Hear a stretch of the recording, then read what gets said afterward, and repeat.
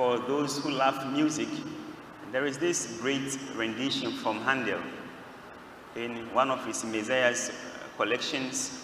He has this song with the title, "The Trumpet Shall Sound."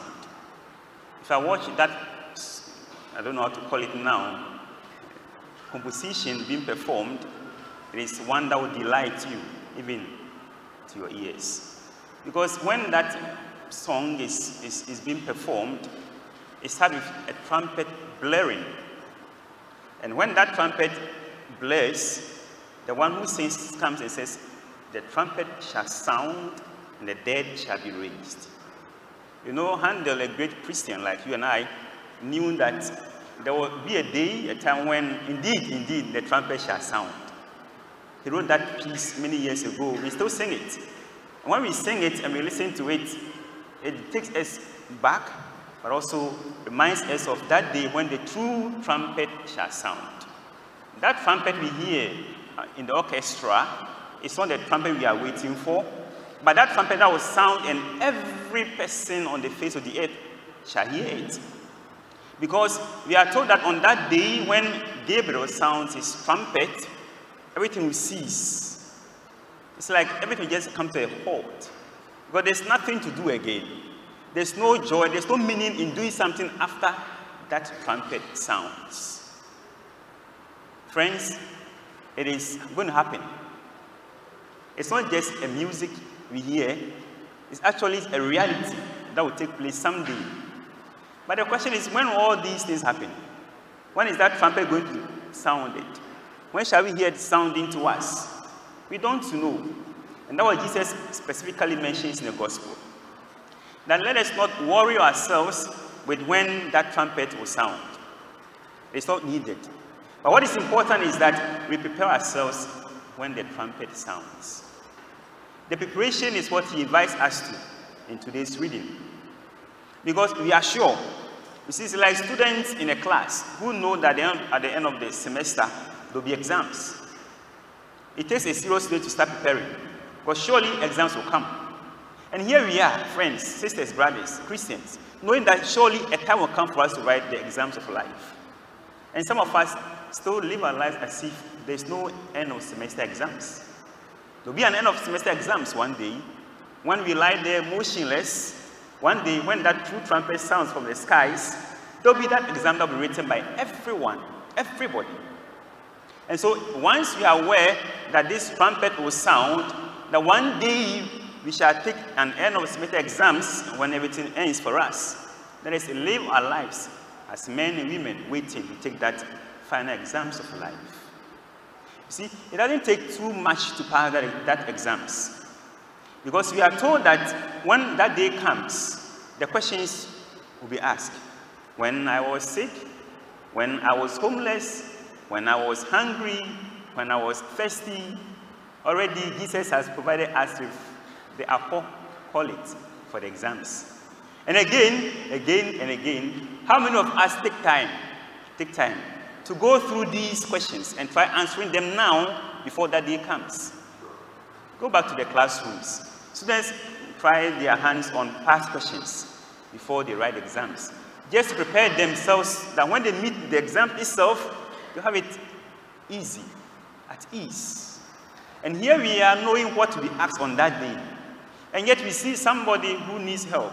We see somebody who is hungry, someone who is thirsty, someone who is homeless, someone who needs someone to talk to. And we don't show any sign of concern.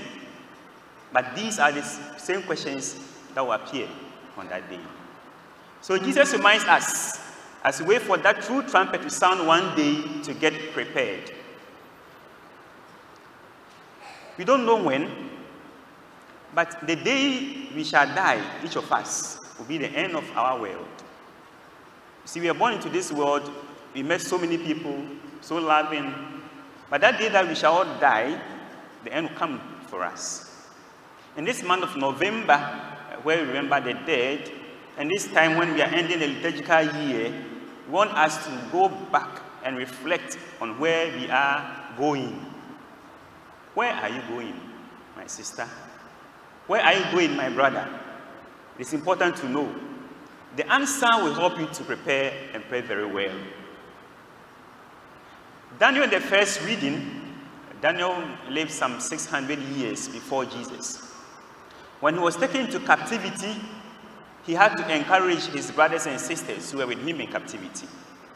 He knew that they were suffering. They were going through difficult times. And yet he wrote what was read to us, Daniel chapter 12, as an encouragement to those who were suffering, that everything will end one day. Everything will end. See, there's going to be a time where there will be no cancer. There will be a time where there will be no diabetes. There will be a time where there will be no high blood pressure. There will be a time where there will be no sickness.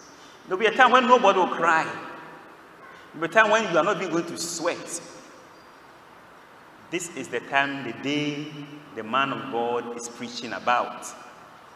That we should yearn for it and then get ourselves there. And then he mentions that when we shall all rise, indeed, when we shall all rise on that day, there will be a selection. Some will be selected for eternal happiness, and others will be left to eternal shame and damnation. But we decide it now, not then, because how we live our lives will put us already where we shall be that day. So if this morning, if this life presents with hardships, some of us, our problem is that we don't have children. We want to give birth, and it's not happening. Some of us, our problem is that we want to get married, and it's not happening. For us, these are our pains. Some of us, we are sick, we need healing. For us, this is our pain. But know that even if you are sick, even if you don't have husbands and wives, even if you don't have children you can call your own, heaven is still for you. It's not a ticket to go to heaven. The ticket is to know Jesus and give your life to him, to serve him in your brothers and sisters. So today, as we continue to reflect on these readings about the end times, we want to remind ourselves to get prepared for that end time.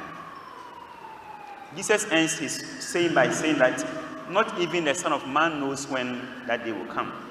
Of course, it's not necessary to look for that day or hour. Because some 14 years ago, some predicted that the world was ending. It didn't end. Let us pray that when that trumpet sounds, the true trumpet sounds on that day, we shall be called among the elect. I'll end with what Daniel mentioned in the first reading, that Michael will come with his angels and settle all scores. See, Michael is seen as an angel who defends us in battle. And there's a prayer into that. Say, Michael the archangel, defend us in battle. Be our strength against the enemy. It's a lovely prayer. I invite you to learn that prayer. Look for it and make it a daily prayer, asking the angels to be your strength.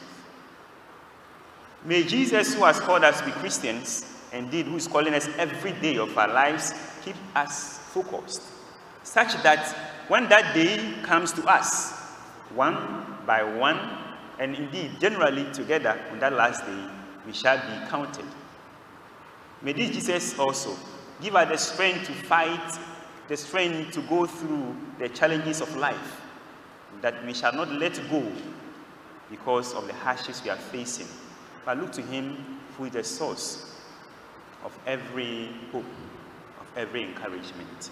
May you be there one day in the kingdom of heaven. Amen.